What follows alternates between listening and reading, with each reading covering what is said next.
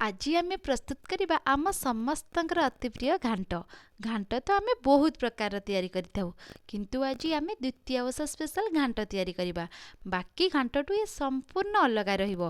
द्वितीय घांट समस्तଙ୍କ घरे घरे तो बनाती हेले थरे मो स्टाइल रे बनै कि देखंतु पूरा भोजी परिका घांट लागिबो। आज स्पेशल घांट पई एई सब परिबा आ एई सब डाली नै मु आज प्रस्तुत करिथिली। आज मोर घांट तरकारी मो परिवार नै जी पानी कखारु कखारु आकु मध्य बहुत जगह बोईतालु कहती बुढ़ा काकुड़ी फाड़े बीट आलू गाजर देशी आलू कदली ओऊ सजना अमृतभंडा बैगण डाली भितर नहीं बुट डाली 2 मुठा हरड़ डाली गजा मुग 2 मुठा एठी दर सिझा कर रखि काबुली चना कला चना मटर आउ गोटे छोट नड़िया को भांगी से कोरा नड़िया आउ किछि मु काटिकी नहीं तेल गरम करी ओ को भाजी देबा। ओ को भाजी देले तार नाळ अंश कमी जीवो। देखंतु ओ को मु फाळे नहीं जी कारण तरकारी बहुत खटा हो जीवो सेति पे मु फाळे ओ नै जी। एबे ओ को हल्का ब्राउन हो गलानी ताको काढी नबा तापरे परिबा को सब भाजी देबा। ओनली बैगण को छाड़ी देबा कारण बैगण बेसी सिझी जीवो। देखंतु मोर परिबा भाजी हो गलानी हल्का भाजी हो गले काढी देबा। एबे मु तेल एबे मु आ गोटे जगह रे पकई देली सोरिष तेल तेल गरम हो सारा पर से सुखिला लंका जीरा आउ तेजपत्र पकई फुटई सारा पर पियाज पकईबा।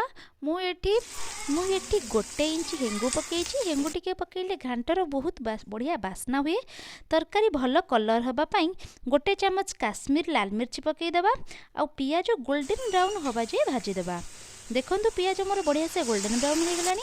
एबे आमे देदेबा अदा रसुण और टमाटर पेस्ट से आमे पकईदेबा मसला रे गोटे चामच हल्दी लुण करी पाउडर आ घरे तैयारी कर रखिथिबा गरम मसला। मु गरम मसला घरे प्रस्तुत करथिली। घांटरे बाहर मसला पकेबा अपेक्षा घरे हाथ तैयारी गरम मसला पकेले घांटर टेस्ट पूरा बढ़ी जाए। एबे मसला को आमे 4 ରୁ 5 मिनिट बढ़िया से कसी देबा। मसला टिके बढ़िया से कसी गला पर आमे सेतिरे सिझे रखिथिबा बुट चना को एका संगे पकई 5 ରୁ 6 मिनिट बढ़िया से कसी देबा। बुट कसी आसला पर तापर आमे देई देबा चना बुट परिबा आउ हरड़ डाली एका संगे पकई बढ़िया से एमान सबू को बढ़िया से पुणी 5 ରୁ 6 मिनिट कसी देबा। बढ़िया से ये सब कसी सारा पर आमे दे देबा गरम पानी।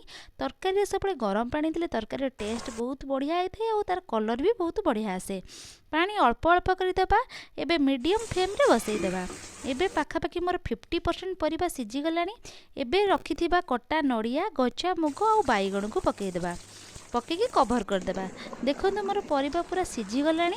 एबे पकईबा नड़िया कोरा गरम मसला आउ टिके गुड़ पुणी 5 मिनिट फुटई तापर देदेबा धनिया पत्र। एबे आमे तरकारी को ओल्हेई देबा। सत्तरे तरकारी बहुत बढ़िया बास्ना होइतिला। आपण मानकु मो वीडियोटी केमती लागला निश्चिंत कमेंट रे जणेबे। आ जदी भल लागुथिबो सब्सक्राइब निश्चिंत करिवे। आ आपण एमती थरे घांट ट्राई करी देखंतु बहुत बढ़िया लागिबो। पुणी देखाबो नेक्स्ट वीडियो रे। जय जगन्नाथ।